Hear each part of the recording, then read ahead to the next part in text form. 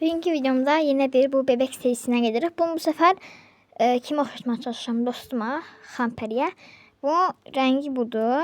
Onun saçları olarak saçları belə orta boy saçları var. Belə qarışıq, belə bir saçlar ama bu kadar pis, belə qarışıq değil de. Çok qəşəng saçları var. Bu yok, o kadar kısa değil. Bu da yok, bu da değil.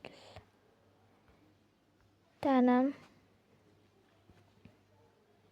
Evet, bu olabilir. Bu tam özünün saç rengidir. Saç rengi açık şabaltı bu. Göz rengi de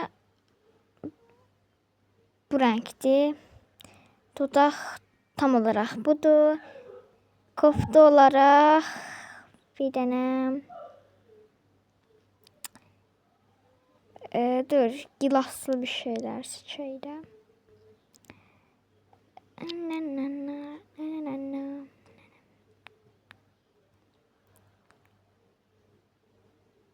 Dənən.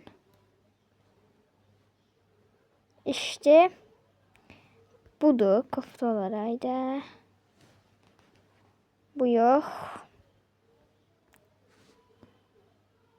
Budur. Ayakkabı olarak şunlar. Çanta olarak mor çanta olabilir. Şu yoktu. Daha başka geçen mor çanta yok mu? Belki mor çanta geçen giydi bence. Bu elinde bir tane mikrofon yok. Yelpaze tutsun. Yanında kedi olarak da